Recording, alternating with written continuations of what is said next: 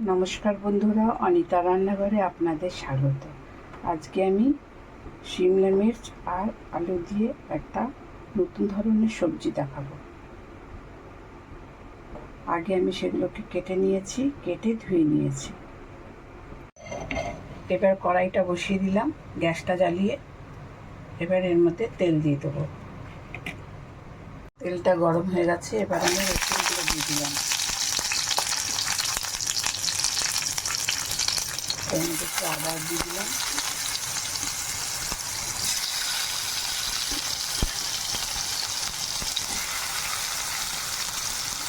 একটু ভেজে নেব।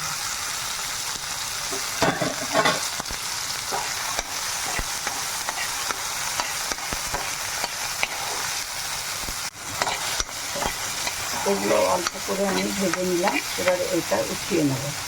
বন্ধুরা, এবার কড়াইতে আর একটু ওই কড়াইতে তেল দিয়ে দিলাম, আর এখন এগুলো ভেজে নেব।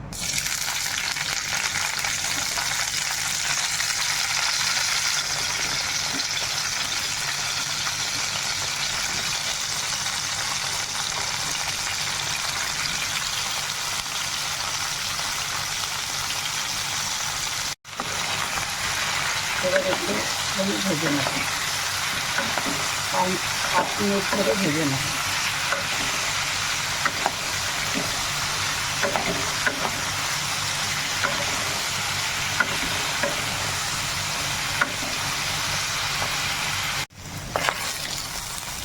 বন্ধুরা, আমার ভাজাটা এটা হয়ে গেছে, হালকা করে ভেজে নিলাম। এবার এটা আমি নামিয়ে নিচ্ছি। এবার ওই কড়াইতে আবার একটু তেল নিয়ে বাকি সবজিগুলো ভেজে নেব। বন্ধুরা, এবার ওই কড়াইতে আর একটু তেল দিয়ে দিলাম। এবার এর মধ্যে ফোড়নের জন্য দিলাম জিরে, দিয়ে দিলাম আর শুকনো লঙ্কা।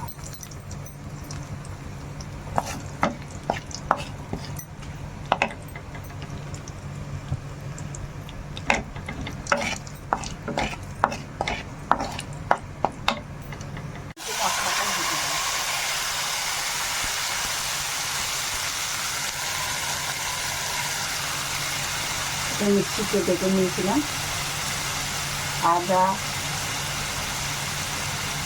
রসুন আর টমেটো। এবার মশলাটা একটু ভেজে নেব।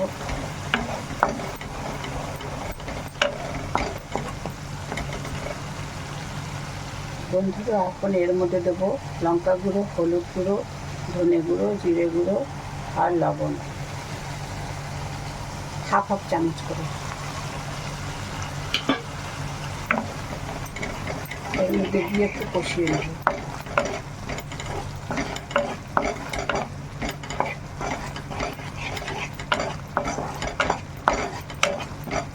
এক মিনিটের মতন কষিয়ে নেব। এর মধ্যে একটু মিক্সি ধোয়া জলটা দিয়ে দেবো। মশলাটা যে বেটেছিল সেটা দিয়ে দিলাম।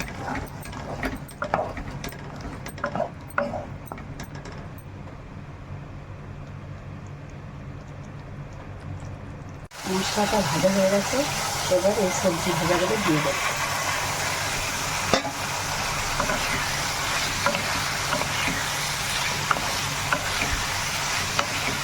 দিয়ে এগুলো দিয়ে একটুখানি কষিয়ে নেব।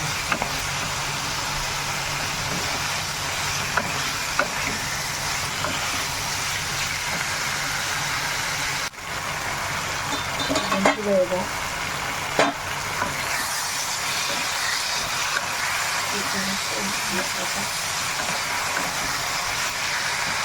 এবার এর মধ্যে আমি একটু চিনি দেবো।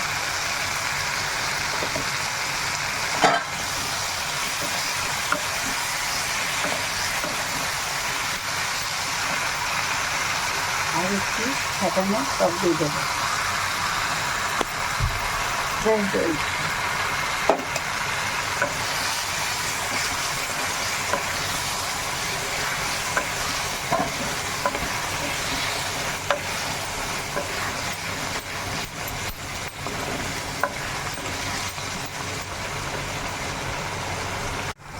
বন্ধুরা, তোমাদের যদি এই আলু আর শিমলা মির্চের রেসিপিটা যদি ভালো লেগে থাকে, তোমরা তাহলে লাইক, শেয়ার, সাবস্ক্রাইব করে দিও।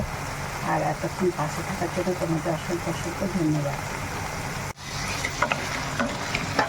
বন্ধুরা তরকারিটা হয়ে গেছে আমার। এবার লাস্টে আমি একটু কসুরি মেথি দিয়ে দেবো।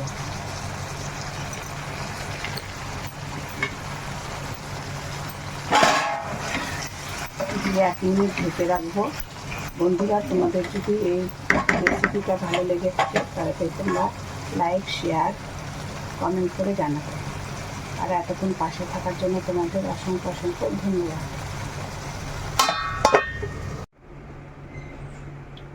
বন্ধুরা কেমন হলো তোমরা কমেন্টের মাধ্যমে জানাবে।